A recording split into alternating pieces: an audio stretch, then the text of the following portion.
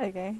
Alhamdulillah, kita kembali bersama dalam segmen pembangunan masyarakat dan pagi ini seperti yang dinanti-nantikan oleh penonton-penonton kita ni semua, kita akan membincangkan dalam segmen pembangunan masyarakat ini berkenaan dengan memelihara kesihatan akal. Dan insyaAllah memperkatakan mengenai perkara ini narasumber kita yang Alhamdulillah sudah pun berada bersama kita pagi ini di sisi kiri Nisa, yang mulia Puan Ernawati binti Haji Mahir, Pegawai Pembangunan Masyarakat. Assalamualaikum Puan Ernawati. Waalaikumsalam warahmatullahi taala wabarakatuh. Wali dan Nisa. Nisa. Alhamdulillah. Apa khabar? Pertama kali ya. Alhamdulillah. Sehat ya? Ya, rasa-rasa minggu lepas baru kita ni bersama kali. Ataupun 2 minggu lepas. 2 minggu lah Wali. 2 minggu lepas ya. Jangan minggu lepas tu. Sekarang alih you aku. Tajuk yang kita dengarkan hari ini menarik sekali ni Puan Erna ya. Memelihara kesihatan akal. Jadi kalau kita amat-amati tajuk ini, ia kalau kita lihat ya dunia sekarang semakin hangat diperkatakan ya mengenai kesihatan mental, kesihatan akal kita ni yang kalau kita lihat ya agak sedikit membimbangkan juga dan alhamdulillah negara kita ni Brunei Darussalam mengetengahkan mengenai perkara ini. Betul. Yang pastinya banyak perubahan-perubahan positif ya yang sudah pun dapat kita ni lihat di kalangan orang-orang kita ni lah ya, dan mudah-mudahan dengan kita ni mengetengahkan lebih lagi pada pagi ini sedikit sebanyak akan mampu kata orang memperbaiki kesihatan mental kita ni ataupun akal kita ni ya, bukan saja daripada aspek kesihatan fizikal dan juga tubuh badan kita ni. Otak kita ni pun juga mesti selalu dalam keadaan sihat-sihat sahaja ni Puan Erna ya. Betul. Jadi untuk mukadimah awal ni mungkin saya serahkan kepada Puan Erna terlebih dahulu untuk menghuraikan tajuk pagi ini. Silakan Puan Erna. Baik, terima kasih Wali. Dan kepada para penonton, memang hari ini first time lah pertama kali kita ni bersama Nisa. Tapi dapalah sekarang bertanya ke dia. Awalan ni kalau Nisa, kalau kesihatan akal tu adakah ia sesuatu yang baru untuk Nisa ataupun memang sudah lama? Sudah lama. Dapat dipikirkan ataupun macam ada pengalaman ke apakah? Baik, jadi kalau menurut Nisa sendiri secara peribadilah, kesihatan mental adalah sesuatu yang memang kalau Nisa dulu selalu mendengarnya. Tapi terutama sekali apabila setelah menjadi ibu, ia menjadi satu topik yang memang Nisa betul-betul mengetengahkan. Kerana Nisa ingin jadi seorang ibu yang sehat akal dan sehat fizikal untuk kebaikan anak-anak di bawah Nisa. Betul. Jadi terima kasih Nisa perkongsiannya, and then memang important lah kaum-kaum ibu. Ndak pulang jo kaum-kaum bapa ni ndak penting. Kaum bapa pun penting dan jo kaum Adam, kesihatan kaum Adam pun penting. Tapi itulah kadang-kadang kaum Adam ni dia macam ya gah, ya kuat, aku okey pun macam tu. Tapi sebenarnya kita ni adalah sama. Sensitiviti antara lelaki dan perempuan adalah sama. Cumanya kekuatan itu mungkin berbeza sedikit dari segi fizikal bagi kaum lelaki yang umum. Bukan saya mengatakan bibi ni lemah lembut, bukan. Tapi itulah kerana memang secara nalurinya macam itu. Dan untuk kaum wanita, biasanya kita ni bukan satu kita ni fikirkan. Ia dalam satu masa tu kan macam menerawang. Betul. Kan? Menerawang pemikiran kita ni tu, dan kemudiannya kita ni kadang-kadang payahkan mencari jawapannya ataupun macam mana menyelesaikan perkara itu, sebabnya ia terlalu banyak dan terlalu macam rasa kita ni overwhelm macam kita ni dapat ternafas kadang-kadangnya kerana kita ni memikirkan banyak perkara dalam satu masa. Tapi Wali, Nisa, kalau antara lelaki dan perempuan, Wali macam mana kalau memasak? Kalau memasak, alhamdulillah saya boleh. Boleh. Tapi ada dalam 2-3 menu sahajalah yang saya yakin dengan masakan. Tapi selalunya kan Wali, kalau lelaki masak ia di sana tu ya. Betul. Tambah atau melihat tu ya. Tapi kalau kita ni bini-bini macam mana? Kalau buat masak, boleh menyuci piring, boleh melap-lap, boleh menyusun piring dan sebagainya. Saya sendiri pun memang saya amat-amati apabila saya memasak. Saya tidak tahu mengapa. Memang kalau menggoreng ayam itu indah tak ada 5 minit tu menggoreng ayam itu. Mesti matang. Tetapi yang mustahilnya, yang menjadi pertanyaannya kenapa jadi tunggu tahu sudah 5 minit indah masak tu ayam itu. Dilihat je tu. Dilihat Bulak-bulak minyak itu. Dia tahu apa yang ditunggu itu sebenarnya. Kan? So tapi sebenarnya kan itu adalah ciri-ciri kita ni. Ciri-ciri kita ni sebagai seorang manusia yang lelaki dengan caranya, perempuan dengan caranya, dan memang atu tah perfection. Disebabkan atu ia imperfect bagi kita ni, kerana macam okey, apa tadi tunggu masak tu karang tadi 5 minit lagi agak pusing ayam matu. Cuma tu kan so dalam pemikiran wanita, okey sampat ku lagi ni ani aku ada masa dalam ni macam itulah tapi ia tentu kita ni sebagai manusia memang atu adalah sesuatu yang menjadikan kita ni manusia. Okey, so ia memang dah sempurna bagi sesetengah orang. Tetapi bagi kita ni, apapun sebagai seorang manusia itu, ia tak kesempurnaan tu.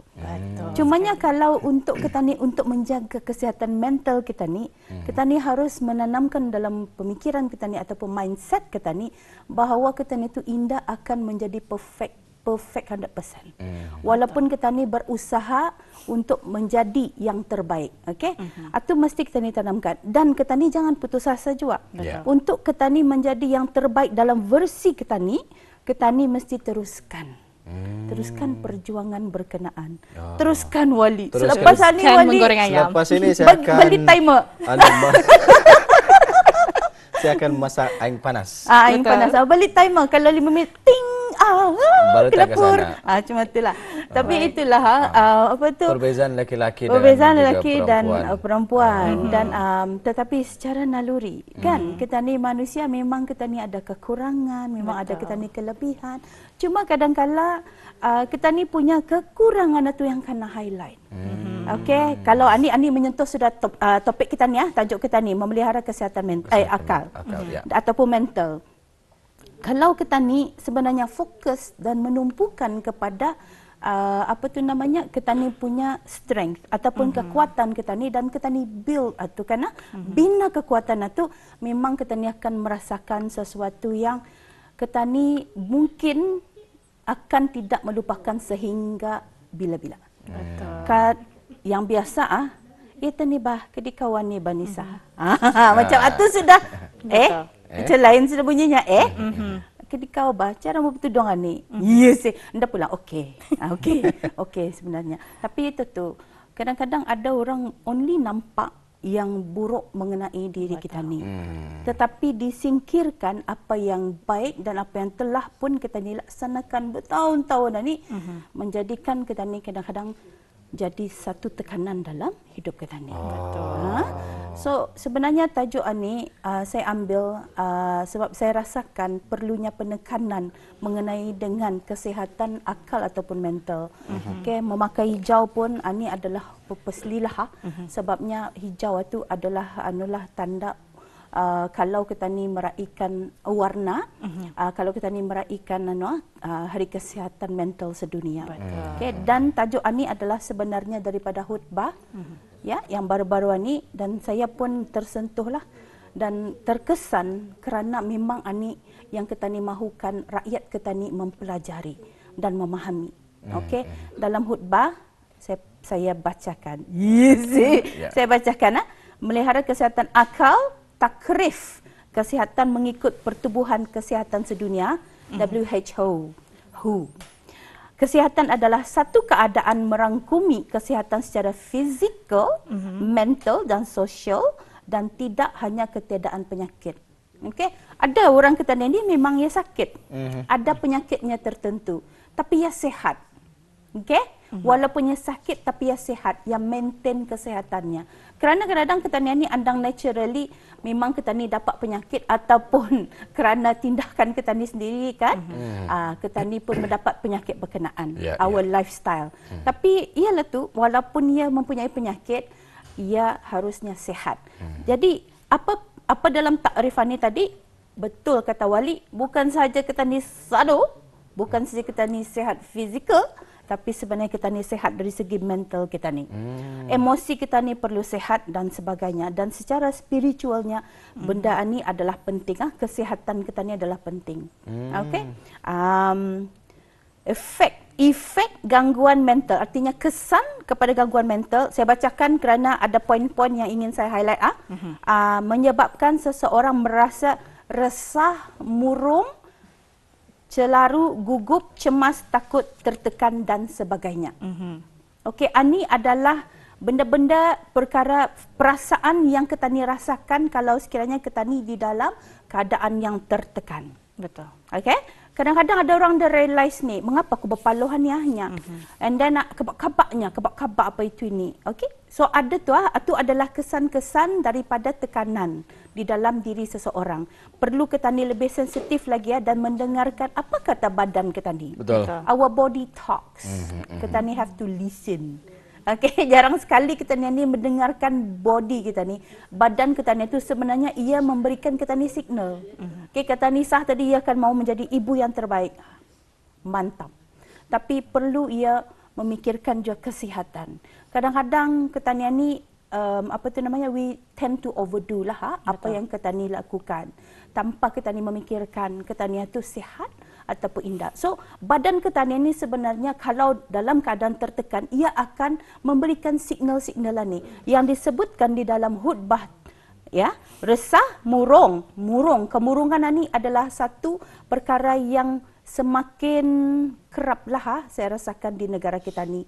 Kerana banyak tekanan-tekanan itu yang dirasakan oleh seseorang dan bisurang ini indah meluahkan jua perkara itu simpan. Bagi lelaki, saya selalu mengingatkan.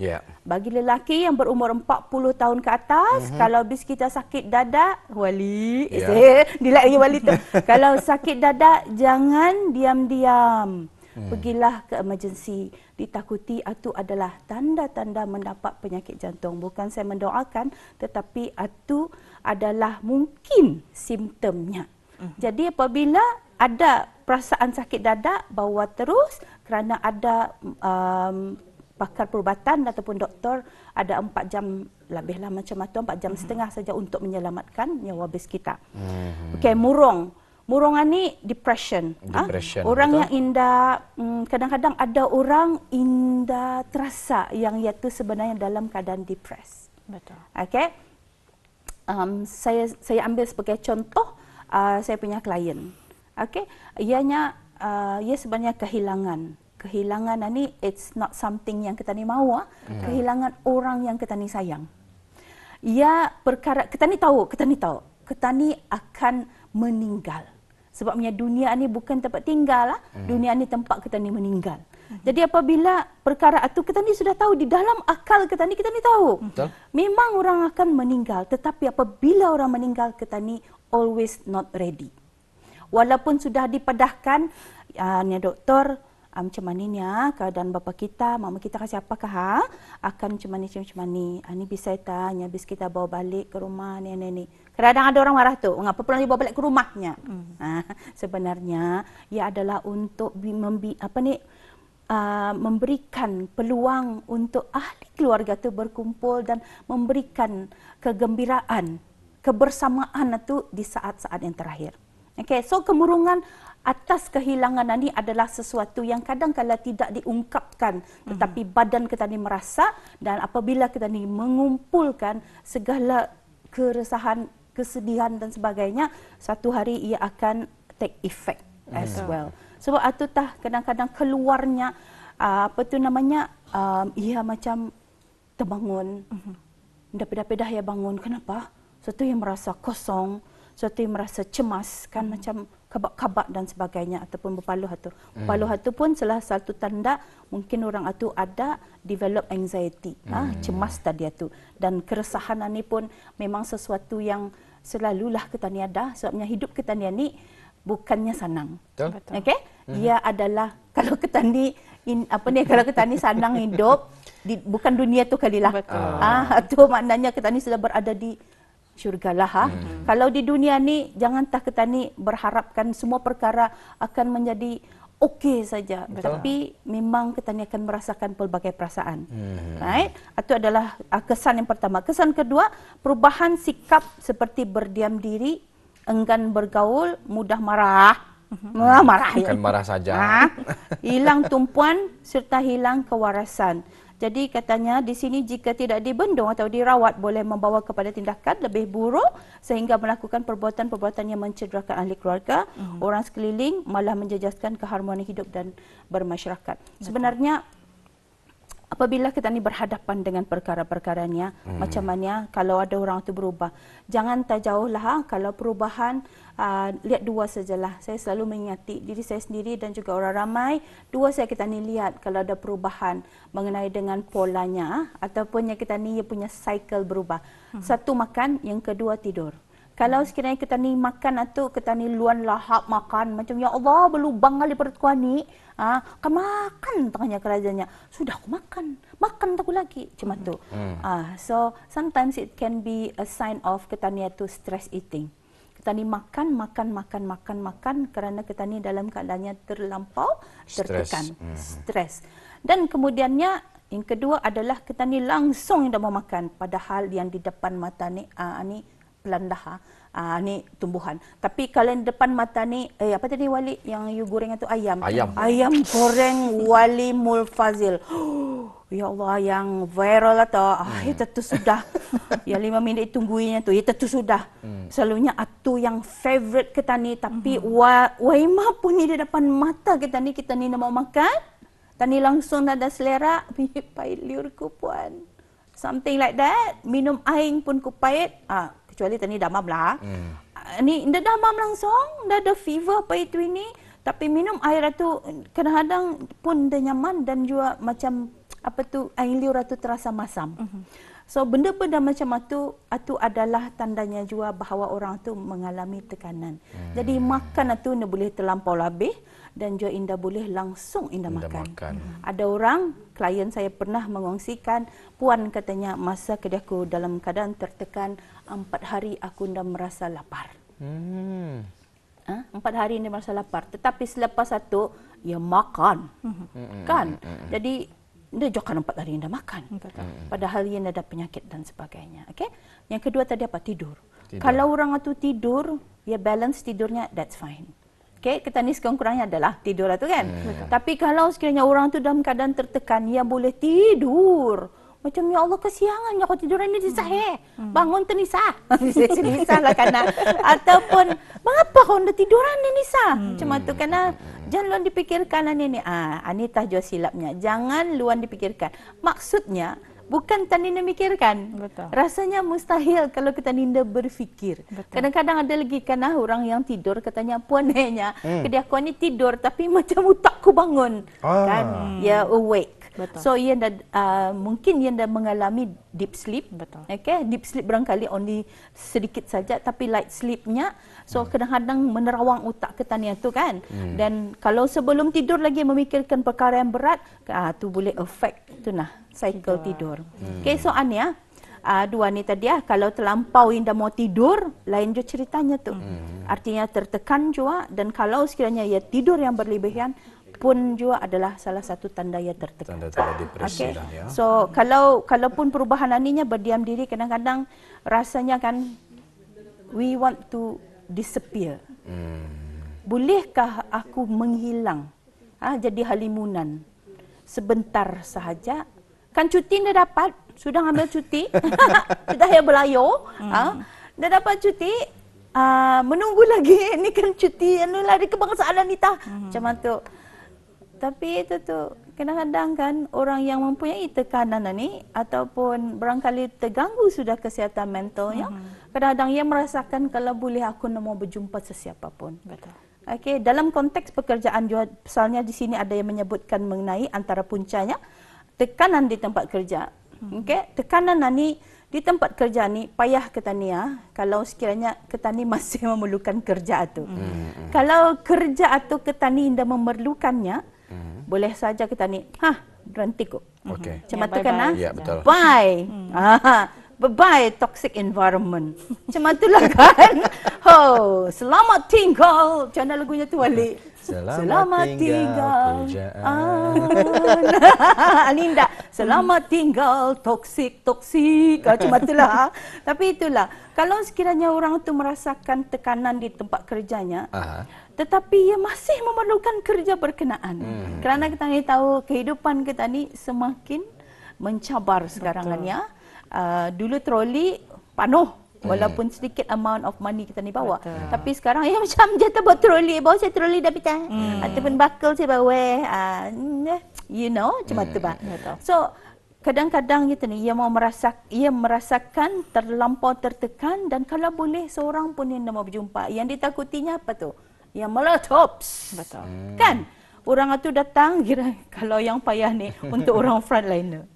Kan, kalau yang merasa tertekan, hari itu juga masalah itu ada, hari itu juga bos melagau, hari itu juga bos memarahi. Ini contoh, bukan di sinilah, kalau di tempat lain. Jadi dia frontliner. Orang datang kan berbaris, minta tolong kita apa?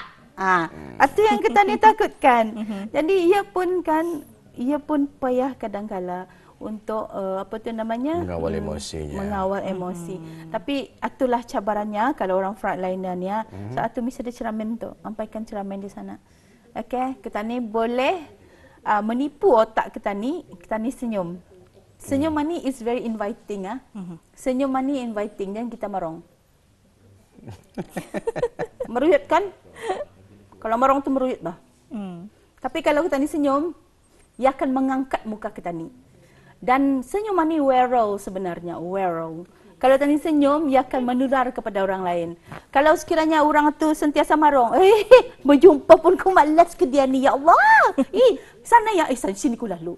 Kan berjumpa orang tu pun kadang-kadang kita ni dah mau. Tapi ada je orang di dalam dunia kita ni yang serba moden dan canggih ni, kadang-kadang ia senyum tu ia faking. Betul. Okey, di depan bagus. Pijak semut pun tak mati. Ada lagu, pijak semut tak mati, bagus, baik, berbudi bahasa dan sebagainya, lemah lembut. Ia takkan wali, Nisa. Suaranya cuma tu. Tapi di belakang, Masya Allah, na'udzubillah min zalik.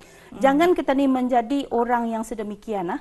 Sebabnya awal lahir, ia akan kembali kepada kita ni. Apapun niat kita ni, setiap hari kita ni berbangun, Alhamdulillah masih dikurniakan nyawa. Jangan kita ni memikirkan perkara yang buruk yang kita ni ingin laksanakan. Kita ni fikirkan yang baik-baik sahaja, kerana apabila kita ni melaksanakan yang baik, kita ni menyuarakan yang baik, benda yang baik, kita ni senyum di pagi hari, dan kemudian insya-Allah kita ni akan mendapat perkara-perkara yang baik kembali.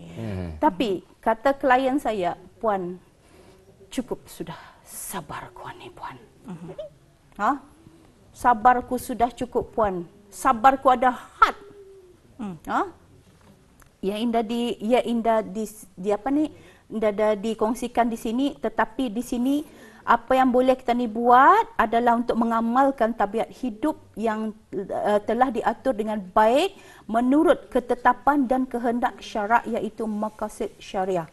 Kita ni indah pernah kena ajarkan, even di dalam agama kita ni kita kena ajarkan, bahawa Nisa hari ni kau keluar berniat tak kau? Sahaja aku berbuat jahat kerana Allah Ta'ala.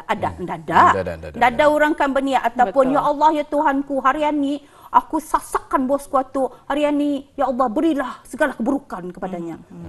Kecualilah kadang-kala orang tu terlampau tertekan dan memang ia akan jadi macam tu.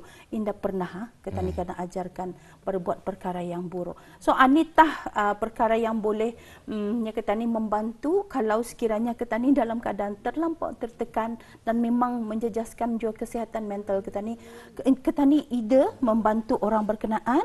Okey, bercakap, Nisa, aku lihat ke di kawan ni macam mana, contoh. Ataupun wali, selalunya kan wali, you ni selalunya hari-hari you bawakan aku ayam. Ni you nak bawakan ke dia aku ayam. What happened? Kita ni boleh bercakap, okey. Dan saya suka yang ni. Tadi sudah menjaga makan minum dengan bahan makanan seimbang, tidur dan waktu rehat yang cukup, beriadah serta memiliki tingkah laku yang baik. Okey, itu sudah kita dibincangkan. Tidur dan rehat.